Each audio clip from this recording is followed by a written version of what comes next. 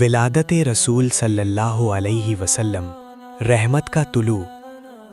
اندھیری رات تھی، عرب کی سرزمین جہالت کے سائے میں ڈوبی ہوئی تھی۔ ظلم، بت پرستی، ناانصافی اور بے راہ روی ہر طرف پھیلی ہوئی تھی۔ ایسا لگتا تھا جیسے انسانیت اپنی آخری سانسیں لے رہی ہو۔ مگر اسی اندھیرے میں ایک روشنی طلوع ہونے والی تھی، ایسی روشنی جو صدیوں کے اندھیروں کو مٹا دینے والی تھی۔ وہ مقدس رات، یہ عام الفیل کا سال تھا۔ مکہ کی وادی خاموش تھی، مگر آسمانوں میں ایک عجیب سی جنبش تھی۔ ستارے پہلے سے زیادہ روشن تھے، فرشتے زمین کی طرف دیکھ رہے تھے۔ حضرت آمنہ رضی اللہ عنہا ایک باوقار، پاکیزہ اور صابر خاتون اپنے رب کے خاص کرم کی منتظر تھیں۔ اچانک ایک عجیب سی راحت ان کے دل میں اترنے لگی۔ نہ درد، نہ تکلیف، بس ایک نور، ایک سکون، ایک طمانینت۔ حضرت آمنہ رضی اللہ عنہا فرماتی ہیں، میں نے دیکھا کہ مجھ سے ایک ایسا نور نکلا جس سے شام کے محلات تک روشن ہو گئے۔ یہ کوئی عام بچہ نہیں تھا، یہ رحمت للعالمین صلی اللہ علیہ وسلم کی آمد تھی۔ محبوب خدا صلی اللہ علیہ وسلم کی ولادت پیر کی صبح تھی، 12 ربیع الاول۔ مکہ کی سرزمین نے وہ لمحہ دیکھا جس کا انتظار زمین و آسمان صدیوں سے کر رہے تھے۔ حضرت محمد صلی اللہ علیہ وسلم کی ولادت ہوئی۔ پیدائش کے وقت بھی آپ صلی اللہ علیہ وسلم سجدے میں تھے اور لبوں پر اللہ کی حمد تھی۔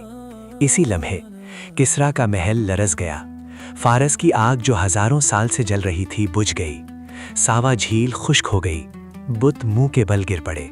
گویا کائنات نے اعلان کر دیا، باطل کا وقت ختم ہوا، حق آ چکا ہے۔ عبد المطلب رضی اللہ عنہ کی خوشی۔ جب خبر حضرت عبد المطلب رضی اللہ عنہ تک پہنچی تو ان کی آنکھوں میں آنسو آ گئے۔ وہ بچے کو کعبہ لے گئے، اللہ کا شکر ادا کیا اور اس کا نام رکھا محمد، یعنی سب سے زیادہ تعریف کے لائق۔ ابتدائی پرورش۔ آپ صلی اللہ علیہ وسلم کو دودھ پلانے کے لیے حضرت حلیمہ سعدیہ کے سپرد کیا گیا، اور پھر برکتوں کی بارش شروع ہو گئی۔ خشک زمین سرسبز ہو گئی، کمزور اونٹنی طاقتور ہو گئی، گھر میں خوشحالی آ گئی۔ حضرت حلیمہ کہتی تھیں، یہ بچہ جہاں جاتا برکتیں ساتھ لے جاتا۔ بچپن کی پاکیزگی۔ بچپن ہی سے آپ صلی اللہ علیہ وسلم سچائی، امانت اور اخلاق کا پیکر تھے۔ کبھی جھوٹ نہیں بولا، کبھی کسی کو تکلیف نہیں دی، کبھی کسی کا حق نہیں مارا۔ اسی لیے مکہ والے آپ کو کہتے تھے الصادق الامین۔ ولادت رسول صلی اللہ علیہ وسلم کا مقصد۔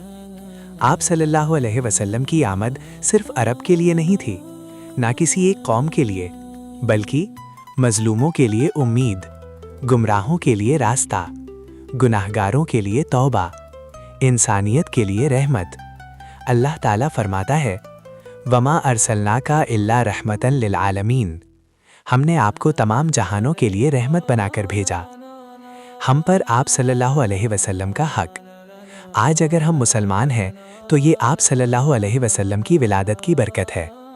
ہم پر فرض ہے کہ آپ صلی اللہ علیہ وسلم کی سنت پر چلیں، آپ صلی اللہ علیہ وسلم سے سچی محبت کریں، آپ صلی اللہ علیہ وسلم کا ذکر ادب سے کریں، آپ صلی اللہ علیہ وسلم کا پیغام دنیا تک پہنچائیں۔